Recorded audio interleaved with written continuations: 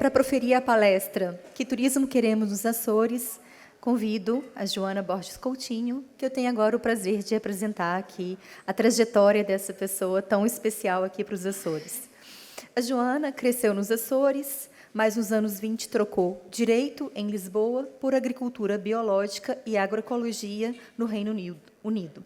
O seu portfólio profissional é diversificado, tendo trabalhado como agrônoma, empresária, gestora de projetos, investigadora, docente universitária e consultora em geografias tão dispersas como Europa, Brasil, Madagascar ou Bornéu, indonésio. É mestre em Gestão Internacional de Recursos Naturais e pós-graduada no Programa Doutoral em Alterações Climáticas e Políticas de Desenvolvimento Sustentável. Voltou para os Açores em 2014 com o marido e os 2 filhos, onde agora impulsiona modelos de negócios e projetos colaborativos na área da sustentabilidade e da gestão da mudança. Vê-se como uma agente de mudança e uma facilitadora na transição para um mundo com maior justiça ambiental, social e intergeracional.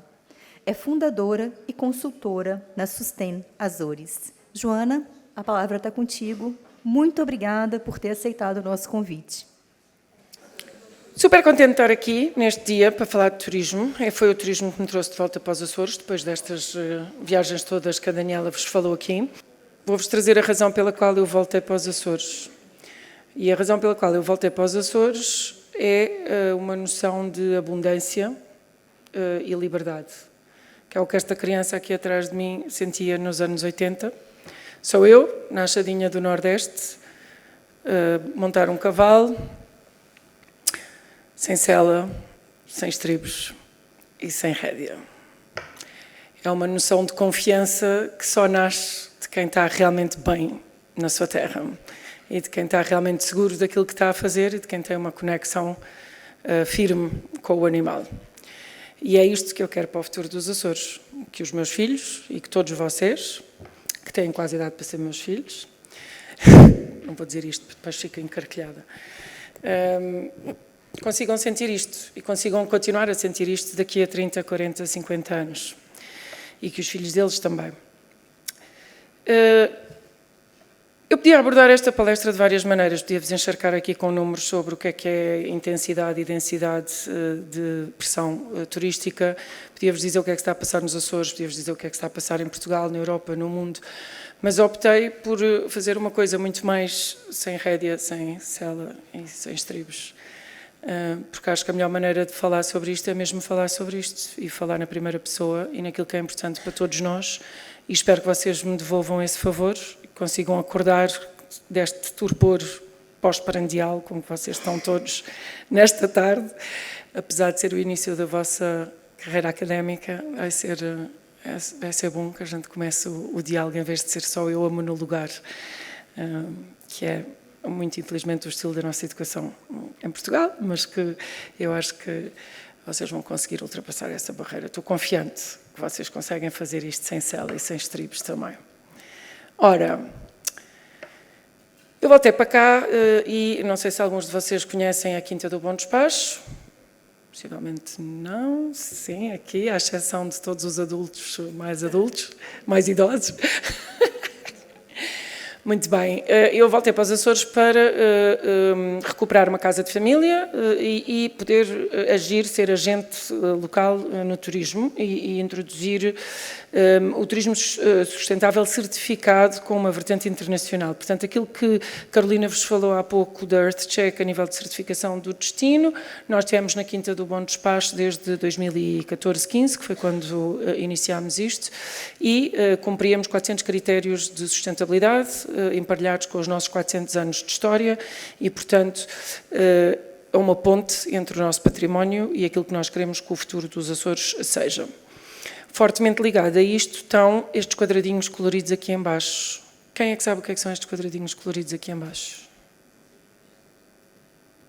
Ok? Alguém disse qualquer coisa, eu ouvi. Os objetivos sustentáveis, ok? E sabes-me explicar o que é que...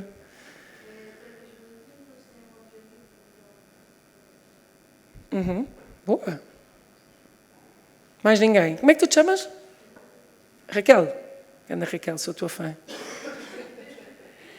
São os Objetivos de Desenvolvimento Sustentável das Nações Unidas, são 17 e dão-nos um bom mapa para aquilo que se chama a Agenda 2030. Como disse a Raquel e bem, os líderes mundiais deram-nos esta receita para conseguirmos seguir.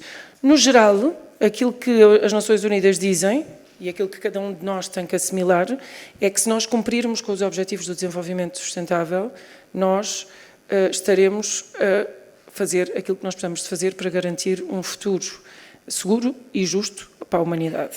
E neste momento é só disso que se trata. E se o fizermos para a humanidade, fazemos-lo para os Açores.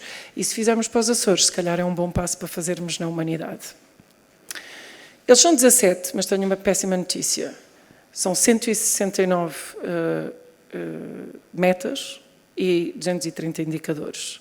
Portanto, são muito mais quadradinhos do que estes que se conseguem ver aqui, mas a coisa importante é nós pegarmos em cada um destes 17 e pensarmos que metas é que nós conseguimos ter na nossa vida e aqui na região e no nosso trabalho, presente e futuro, para conseguirmos chegar a esta meta de sustentabilidade, a esta Agenda 2030, que depois há de ser uma Agenda 2050 e por aí afora. Na verdade, são ciclos de 15 anos com as Nações Unidas.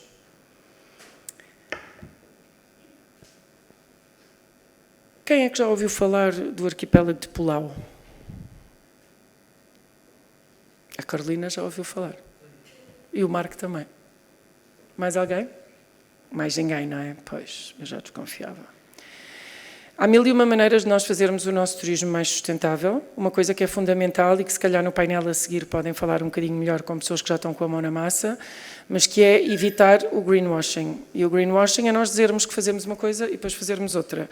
Ou também se pode chamar publicidade enganosa, é como aqueles perfis das redes sociais em que as pessoas são muito bonitas e super maquilhadas e depois na realidade, pronto, deixam um bocadinho a desejar.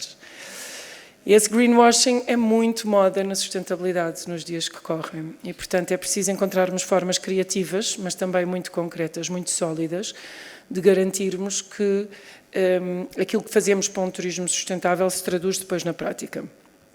Eu não sei ainda se o exemplo de Palau se pode dizer com certeza absoluta que tenha surtido resultados e precisávamos de muito mais dados do que aqueles que temos disponíveis neste momento, mas sei que foi certamente algo que criou algum impacto.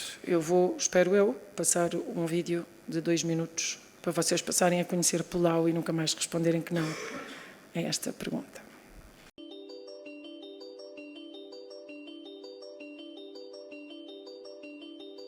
Now, if you're heading to the Pacific island of Palau, you'll be signing up to a new pledge. Human impact on Earth's environment is one of the biggest challenges facing the world today.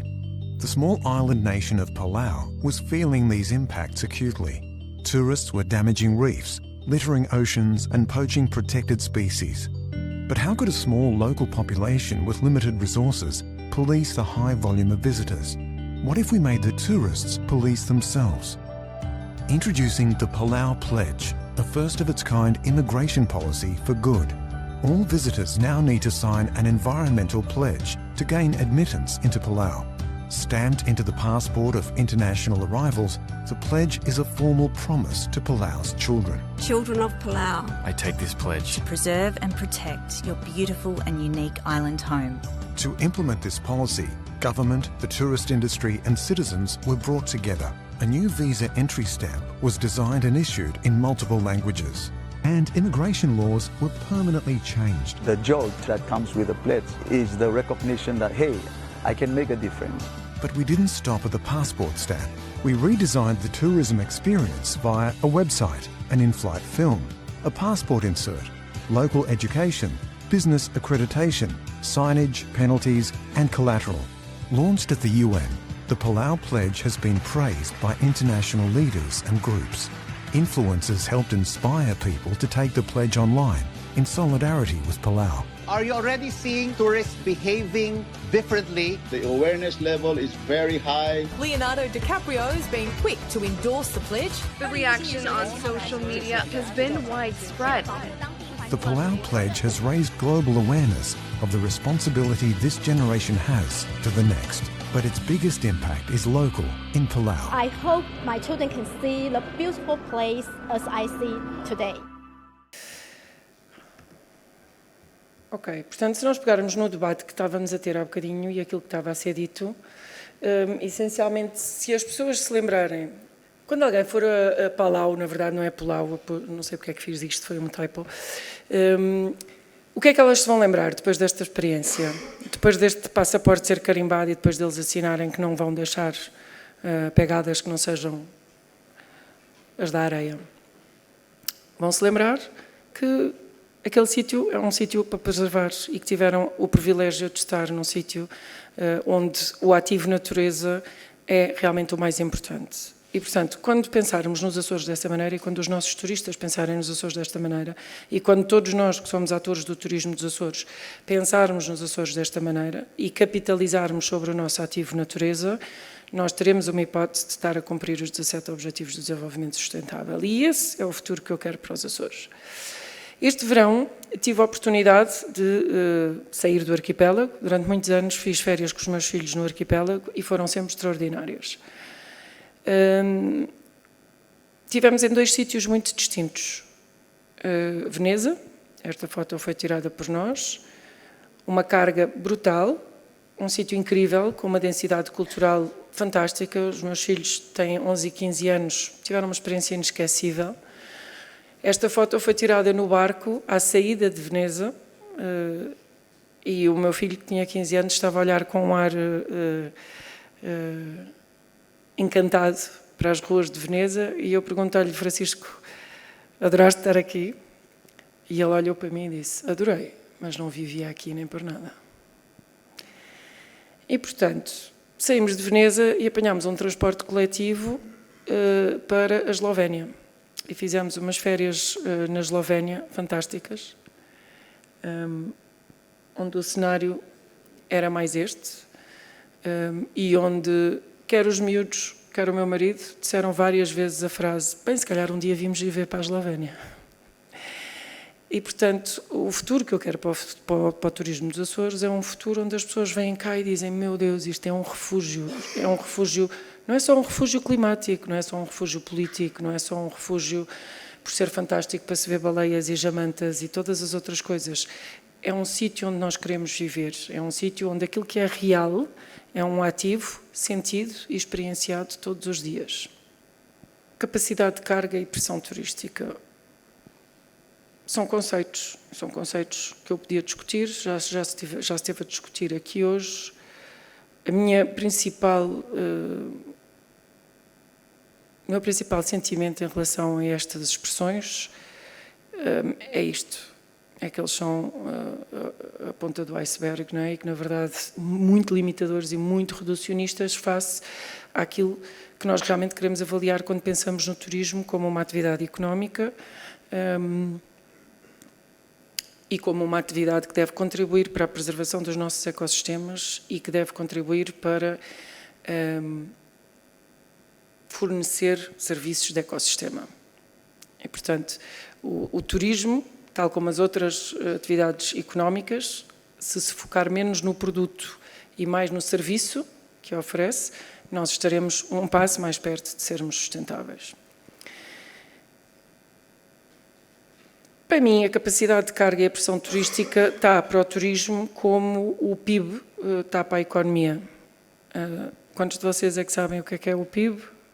Barrita, tu não contas? O PIB mede riqueza, certo? A riqueza de um país. Alguém disse ali, acho que foi a menina do top branco. Isso. Boa. Como é que tu te chamas? Vanessa. Estás boa, Vanessa. Obrigada por falares. Estava-me a sentir bem sozinha. O PIB mede a riqueza de um país. E como é que o PIB mede a riqueza de um país? A somar. Ou em português, a somar e a seguir, como se diz. Portanto, isto que está aqui atrás de mim é de um projeto engraçado, procurem no YouTube, chama-se The Story of Stuff. E tem vários clipes que explicam várias coisas sobre stuff, life, the universe and everything. E um deles é este, é sobre a Story of Solutions. E isto é um board game onde os peões estão a ir em direção ao objetivo. E o objetivo lá ao fundo, alguém consegue ler? Isto é uma projeção muito fraquinha. Pronto, lá ao fundo está uma ilha que diz more. Diz mais.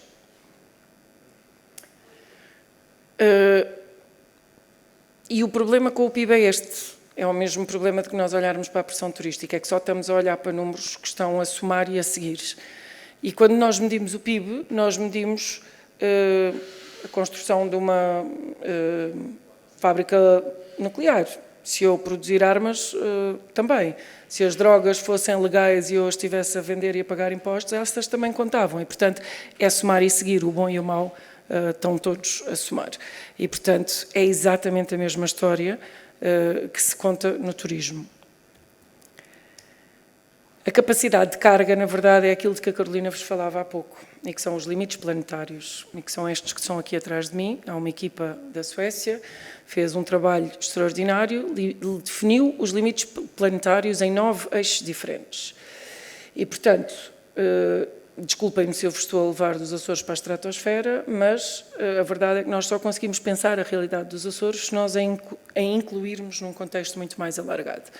E esta capacidade de carga é o que nós temos que pensar quando depois adaptamos a nossa visão da sustentabilidade para o lugar onde nós vivemos, para o território onde nós estamos, e que é a dimensão hiperlocal. E é nesta dimensão hiperlocal que eu queria muito que vocês se focassem, em vez de utilizarem números e chavões mais generalizados. Se em 2009, quando eles fizeram o estudo, o impacto era aquele, em 2023 o impacto já é este. E, portanto, como podem ver, esta crise está extremamente acelerada e, enfim, se quisermos futuro para os Açores, temos que querer futuro para o planeta, e isso implica uma série de ações que se devem transformar na nossa maneira de fazer negócios e de pensar o turismo. Carolina, foi ótima a estragar-me a apresentação. Não foi nada, mentira, foi ótima porque cortou caminho. Isto é o Donut, isto é o Donut Economics de que a Carolina falava. Se em 2009 o Ostrom falou nos limites planetários, em 2013 uma economista inglesa veio e disse, ok, se há um teto ecológico, então tem que haver um chão social. Portanto, se nós não podemos exceder um determinado número de limites para mantermos um espaço seguro para a humanidade, então nós também não podemos baixar a qualidade de vida para baixo de determinados indicadores que nós temos como sendo igualitários e que contribuem para termos também uma sociedade mais justa e com acesso à educação, à saúde e a todas as outras coisas que são desejáveis para a evolução da humanidade. E, portanto, se com os limites planetários falávamos de um espaço seguro para a humanidade, e é isto de que nós estamos a falar, não estamos a falar de salvar o planeta, e, portanto, vou traduzir isto para a minha palestra, não estamos a falar de salvar os Açores, estamos a falar de nos salvar a nós, as pessoas que vivem aqui e que querem continuar a viver aqui, ou as que não vivem aqui e gostariam de viver aqui, e que vão ser cada vez mais, à medida que isto se vai agravar. Portanto, se não tivermos cuidado, daqui a uns anos, se calhar ainda na vossa geração, estamos a falar em construir muros para não virem os imigrantes não sei de onde, porque aqui é que se vive bem, nos outros sítios não. Temos que pensar nestas coisas, porque é isto que o mundo está... O mundo não é divorciado e todas as decisões que nós tomamos no dia-a-dia não são divorciadas de tudo isto que acontece a uma escala muito maior. Portanto, estes peões, que têm muito pouco poder, não é? Porque são peões, se não eram cavalos, ou bispos, ou reis, ou rainhas, ou whatever, são peões, estão todos contentes porque estão a andar caminho do mais ali ao fundo, e só quando percebem que o puzzle não é feito disto, é que ganham realmente a sua liberdade. E a liberdade e a abundância, volto a dizer, eram o sítio onde eu estava quando queria aquele futuro melhor para os Açores e aquele turismo. E, portanto, na verdade, a ilha que nós procuramos é a ilha do melhor e não a ilha do mais. Portanto, caminhar, independentemente daquilo que vos vão ensinar na faculdade agora, e vão-vos ensinar montes de coisas convencionais, que eu espero que vocês utilizem o vosso cérebro para questionar e para contrariar até, se bem que a Daniela pode não me convidar para eu dizer isto novamente. Não, estou a brincar. Ela questionará certamente convosco e terá uma enorme alegria em acompanhar-vos nisto. É melhor, e eu vou-vos dizer, só para termos uma conversa convencional durante 2 minutos, a Quinta do Bom Despacho dá um lucro marginal. Se eu quiser ir passar férias para as Caraíbas com os meus filhos, eu não consigo. Vou para Veneza e para a Eslovénia porque tenho lá amigos e fico em casa deles. E são todas pessoas reais, que têm vidas reais. E eu não ando a postar estas fotos no Facebook porque elas não representam aquilo que eu sou nem aquilo que eu faço. Nós temos é que ser mais realistas em relação àquilo que queremos. O que é que nós queremos na nossa vida? A métrica dinheiro e a métrica mais realmente faz assim tanto sentido. O que é que os Açores precisam? Os Açores precisam de assuntos sérios, ok? Num planeta hiperlocal, que são as nossas ilhas. E estes assuntos sérios estão aqui atrás de mim. Quem é que os sabe identificar? Eu pus ícones só, eu não gosto muito de encher os meus slides com palavras, não é? Educação, olha, por acaso é uma boa, a educação não está ali, mas a educação é transversal a tudo isto. A energia, transporte e alimentação, do ponto de vista de recursos, são aqueles em que nós mais temos que nos focar, não é? Falámos hoje amplamente sobre isto, não há razão nenhuma para não haver nos Açores soluções perfeitamente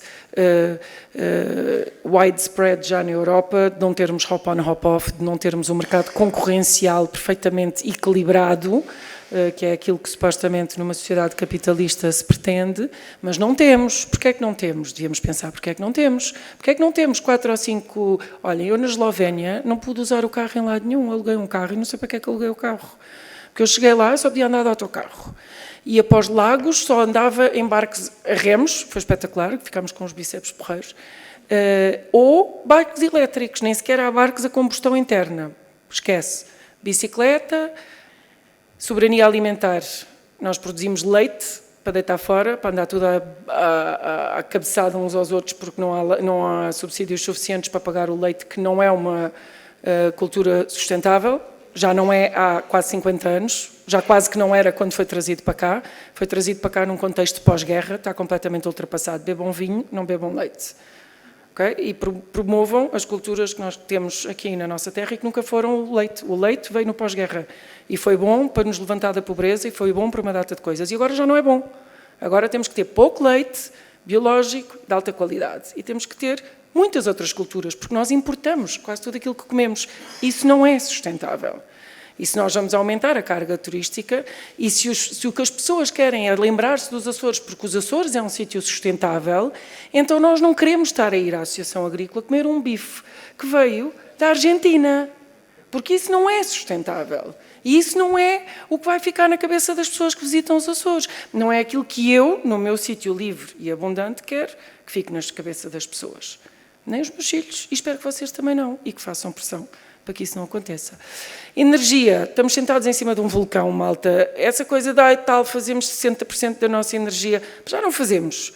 É preciso tomar decisões muito concretas todos os dias sobre o que é que usamos e como é que usamos, e não usem a rede durante o dia, porque durante o dia nós estamos a queimar fuel óleo. Fuel óleo é proibido na União Europeia. Nós temos uma derrogação, porque somos uma região ultraperiférica. Nós queimamos de um dos maiores poluentes no planeta, para vocês carregarem o vosso telemóvel durante o dia. Portanto, carreguem à noite, por favor, porque senão isto não vai ser um sítio livre e não vai ser um sítio abundante, ok? Há 10 anos atrás, há 20 anos atrás, bom, há 10 anos atrás ainda podíamos dizer que estávamos na liderança da revolução energética ou da transição energética a nível nacional. Já não estamos.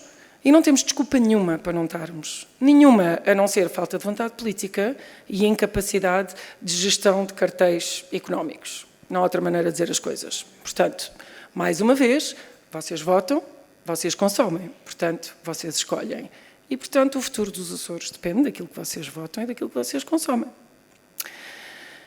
O mesmo com a soberania alimentar e com os transportes, vai tudo sempre dar ao mesmo. Eu venho de uma escola chamada Ecologia Política, que rejeita as teses malthusianas, ou seja, eu não acredito que a pressão populacional resulte necessariamente na degradação ambiental. Eu acredito que nós, com as nossas mãos, decidimos o que é que acontece com o nosso ambiente, e ele degrada-se ou fortalece consoante as nossas escolhas, de todos nós, todos os dias.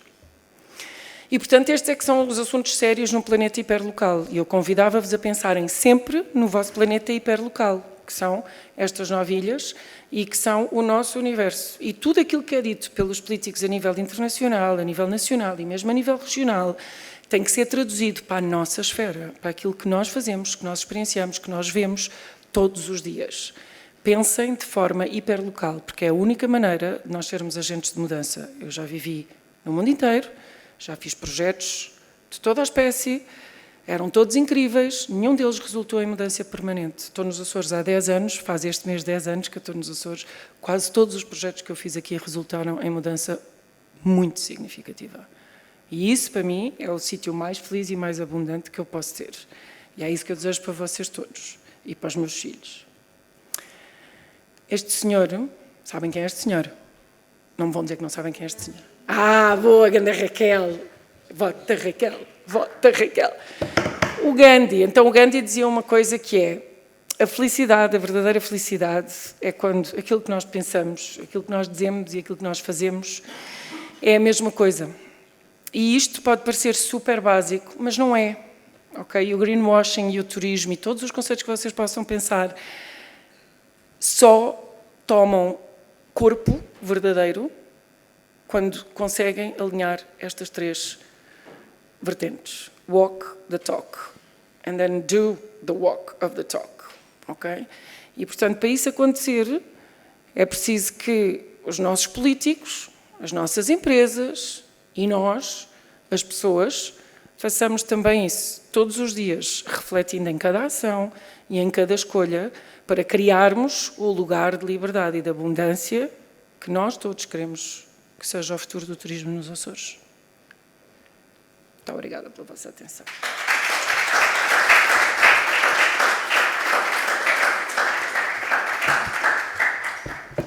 Bom, queria inicialmente agradecer por essa excelente apresentação, né, inspiradora, e eu gosto muito quando você traz referências pessoais, vivências, né, enfim, experiências que você teve e consegue conectar com aquilo que você deseja para os Açores, né.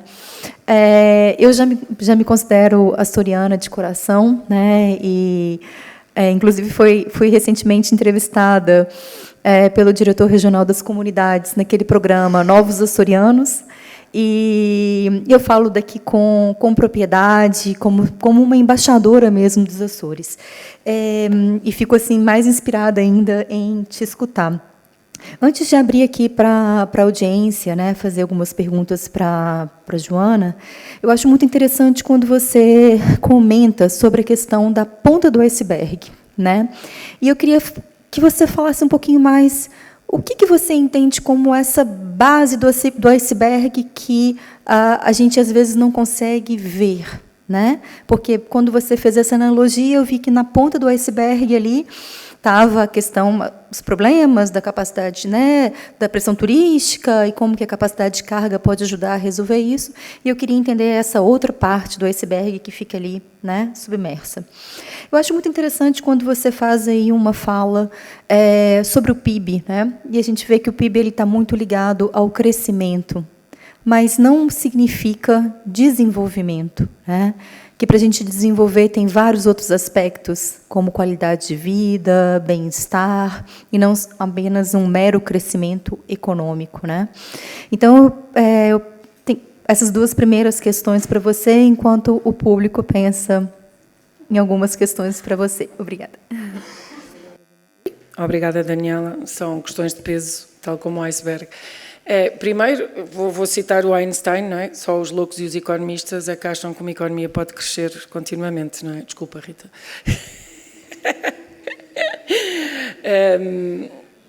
Minha querida Rita, não acha nada isso. É revolucionária no mundo da economia.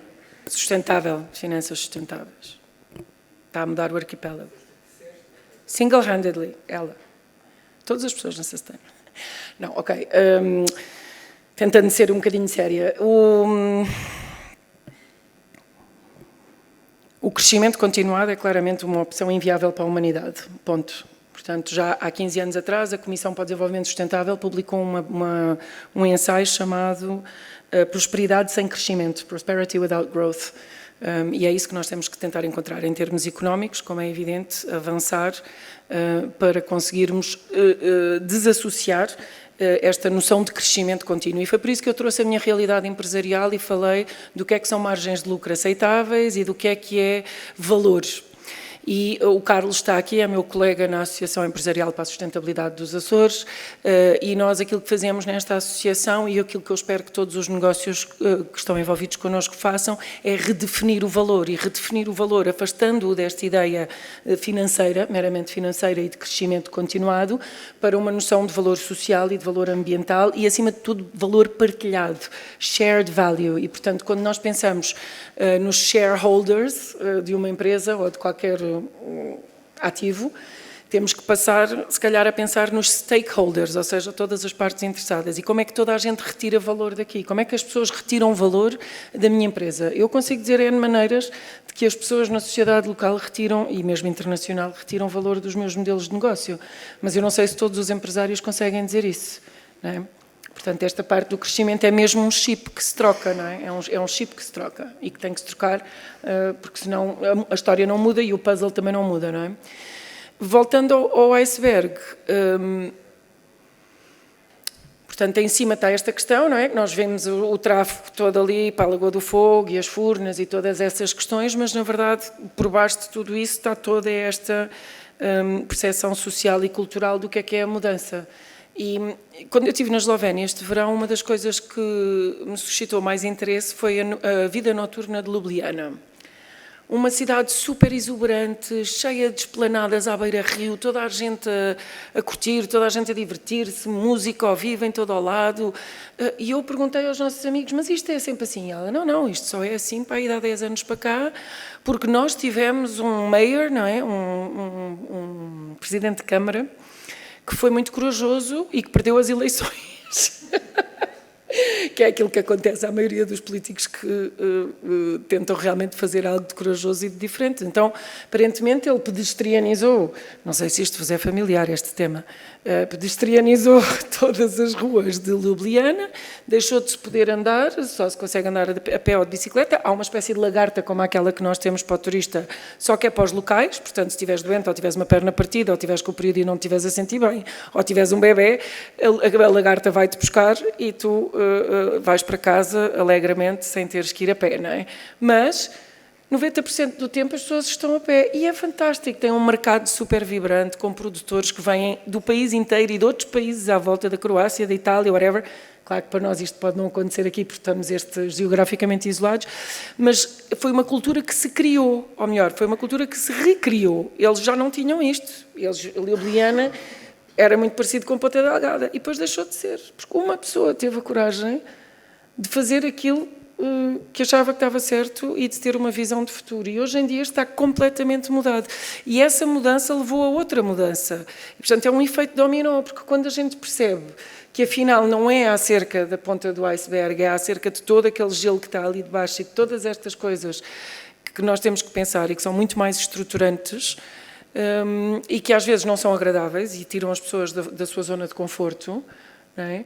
Mas é as pessoas que estão nos lugares de tomada de decisão que têm que fazer estas coisas. É por isso que termos políticos fortes e políticas fortes é importante, é por isso que o Potter a sair depois de estar parado há 15 anos é fundamental. Agora chama-se outra coisa qualquer, mas whatever, toda a gente sabe do que é que eu estou a falar.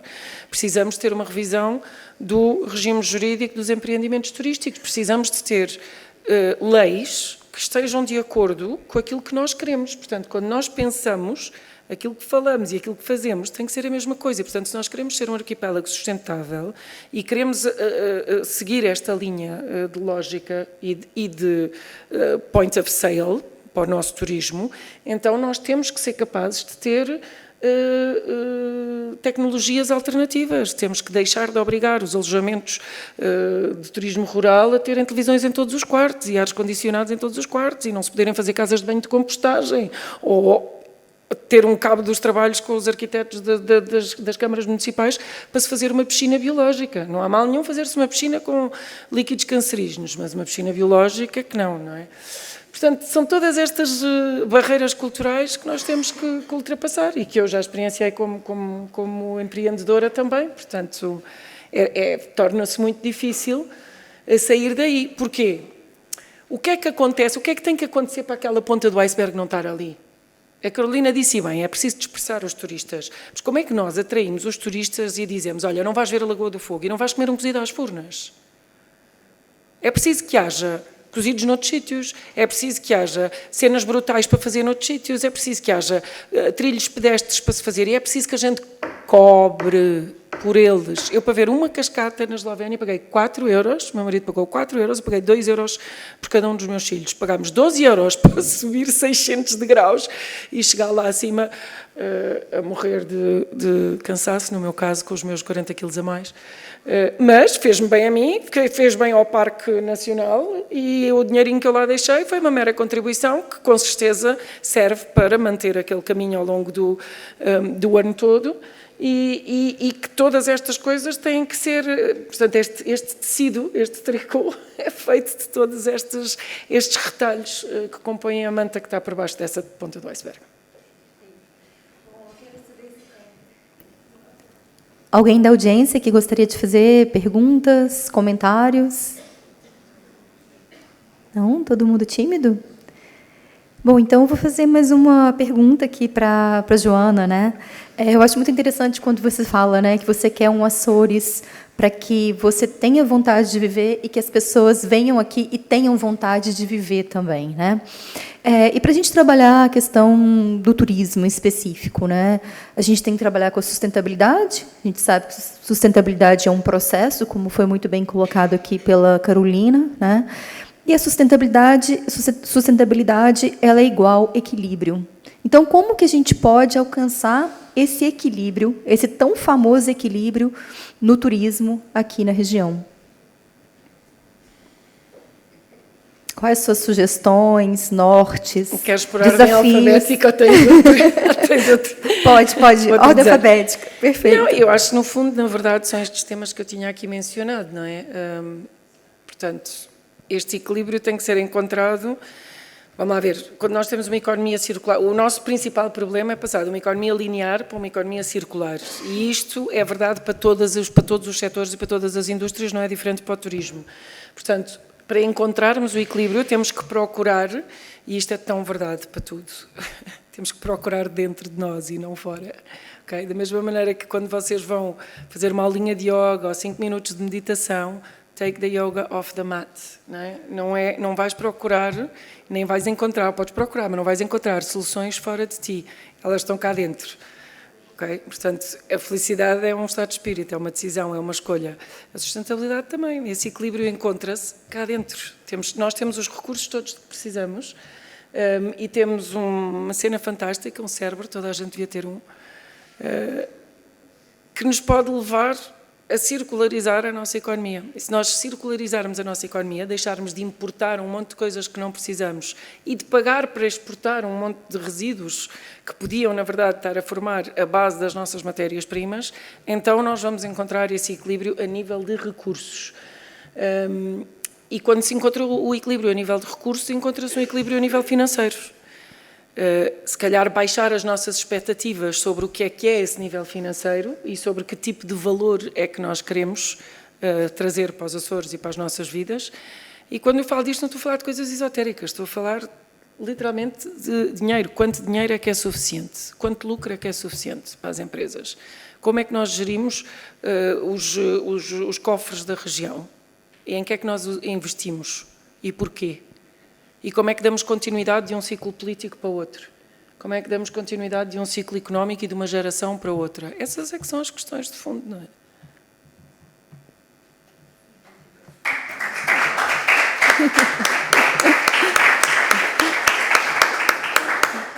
Acho que só resta realmente aplaudir, né, essa palestra inspiradora. Joana, muito obrigada.